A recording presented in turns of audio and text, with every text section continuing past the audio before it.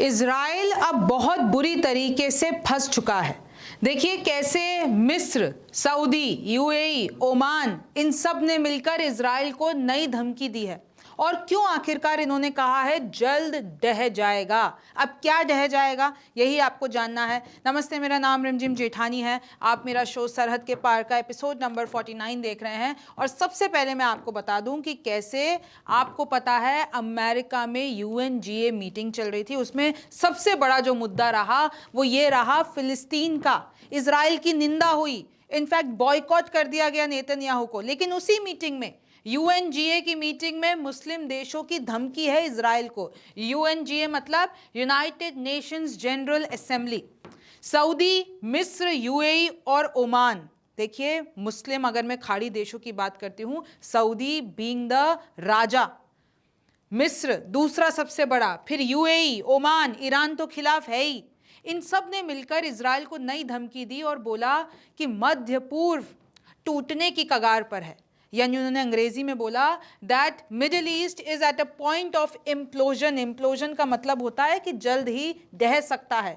ये मिस्र ने बात बोली है। मिस्र ने ये कहा कि जब तक इजराइल को रोका नहीं जाएगा, जब तक फिलिस्तीन को एक अलग मुल्क नहीं बनाया जाएगा, तब तक शांति नहीं आएगी। और अगर ऐसा ही चलता रहा, इजराइल को नहीं रोका गया, तो कहीं ना कहीं पूरा मध्य पूर्व यानी पूरा का पूरा मिडिल ईस्ट इम्प्लोजन यानी ढहने की कगार पर, is at the brink of being destroyed.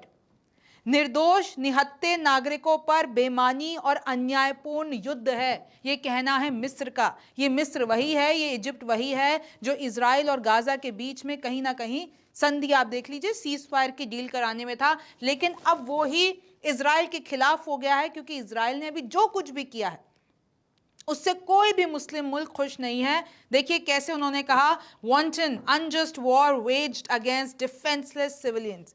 यानी उन निहत्थे नागरिकों के पास सिर्फ और सिर्फ सर्वाइवल के अलावा और कोई भी चारा नहीं है। और लगातार इजराइल उन पर बम वर्षा किए जा रहा है। गाजा में जेनोसाइड हो रहा है, यानी नरसंहार हो रहा है। पूर्ण राज्य का सपना तोड़ रहे हैं इजरायली फिलिस्तीन के मुसलमानों का। और यही मिस्र ने कहा है, इजराइल की सुरक्षा के कारण पड़ोसी नहीं सहेंगे। उन्होंने ये कहा कि भाई इजराइल कह रहा है कि हमें डिफेंड करने का पूरा हक है, लेकिन उनकी सुरक्षा के चक्कर में ये नहीं होगा कि जितने भी पड़ोसी मुल्क हैं उनको सहना पड़े, तो हम ये किसी भी कीमत पर बर्दाश्त नहीं करेंगे। फिलिस्तीन का स्टेटहुड शांति के लिए जरूरी है। ये जो 2 स्टेट सोल्यूशन है, अभी के समय के लिए सबसे बड़ी मांग, सबसे बड़ी एक जो लहर है, वो इसी चीज के लिए है। और फिर उन्होंने ये भी कहा कि देखिए आप सूडान को देख लीजिए, लिबिया को देखिए, यमन को देखिए, लेबनान को देखिए, सीरिया को देखिए, ये सब बर्बाद हो गए। और अब हम ऐसे ही दूसरे देशों को बर्बाद नहीं होने देंगे। इनफैक्ट सऊदी ने तो ये भी कह दिया कि अब हम एक नया कोलिशन बनाएंगे, एक नया गठबंधन, एक नया गुट बनाएंगे, जिसमें इजराइल को रोकने में, देखिए उन्होंने ये कहा कि कहीं ना कहीं जितने भी विदेशी एजेंसीज हैं वो सब इजराइल को रोकने के लिए एकदम फेल हो गई हैं। लेकिन अब हमें प्रेशर बनाना पड़ेगा। और इजराइल, अब जो सऊदी ये कह रहा है कि भाई हम नया एक गुट बनाएंगे फिलिस्तीन के लिए, नॉर्वे और ईयू यानी कि यूरोपियन यूनियन संग एक नया गुट बनेगा, और हम पूरा प्रयास करेंगे कि कैसे फिलिस्तीन को ग्राउंड रियलिटी में कन्वर्ट किया जाए। आपको पता है कैसे सऊदी, फ्रांस, ब्रिटेन यानी कि यूके किसके समर्थन के साथ साथ अब 160 देश फिलिस्तीन के समर्थन में खड़े हैं। भाई आपके 190 से ज्यादा तो देश हैं जो कि यूएन का हिस्सा है, यूनाइटेड नेशन का हिस्सा है। लगभग आधी दुनिया के लगभग ऑलमोस्ट एवरी कंट्री, तो ये सब यूएन का हिस्सा है। लेकिन उसमें से जो 160 देश हैं वो फिलिस्तीन के साथ खड़े हैं, इजराइल के खिलाफ खड़े हैं। इजराइल पर प्रतिबंध लगाओ, ये ओमान ने कहा है। सोचिए, आप देखिए ना कि आपने ओमान को बहुत कम देखा होगा कि एक तरफा बयान देने से बचता है, हमेशा चीज़ों को सुलझाने में रहते हैं। चाहे वो इजिप्ट हो गया, चाहे वो ओमान हो गया, चाहे वो यूएई हो, हमेशा ये मध्यस्थता का रोल निभाते हैं। लेकिन ओमान कह रहा है कि अब इजराइल पर सैंक्शंस लगाओ, इन पर प्रतिबंध लगाओ। ये जो इंटरनेशनल रूल्स का, लॉस का अगेंस्ट जाकर जो गाजा में कर रहे हैं वो ठीक नहीं है। ईरान, यमन, सीरिया, लेबनान पर हमलों की निंदा की है इन सब ने मिलकर यूएन में। और वही यूएन जहां का हेडक्वार्टर अमेरिका है, अमेरिका ने बैठकर अमेरिका का जो दोस्त है इजराइल, यानी ट्रंप के जो दोस्त हैं नेतन्याहू, उनको गरियाया है, उनकी निंदा की है, इजराइल की निंदा की है और फिलिस्तीन मुल्क के साथ हैं। यूएई ने भी यही कहा कि हम पूरी तरीके से चाहते हैं कि फिलिस्तीन एक अलग मुल्क बने। गाजा में सबसे ज्यादा मदद यूएई से की जा रही है और ये साफ बात है, यूएई ने खुद ये बोला कि सबसे ज्यादा जो एड जाती है गाजा में वो यूएई के द्वारा जाती है।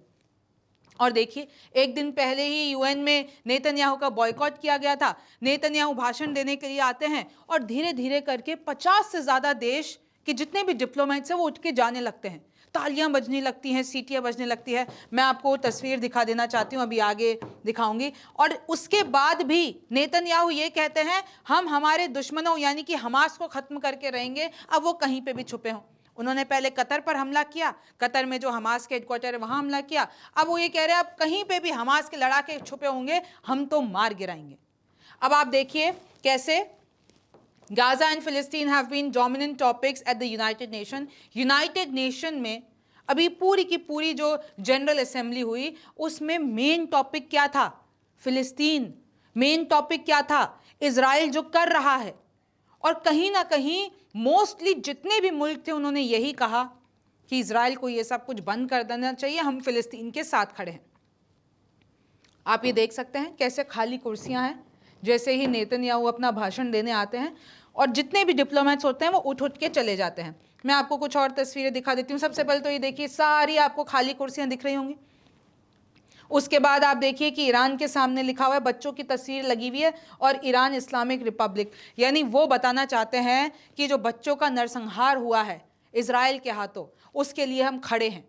फिर आप आगे देखिए, नेतन्याहू एक प्लेकार्ड दिखाते हैं जिस पे लिखा हुआ है कि कैसे अलकायदा, हमास, हिजबुल्ला, ईरान सब ने मिलकर अमेरिकन्स और यूरोपियंस को कोल्ड ब्लड में मार दिया था, उनकी हत्या कर दी थी।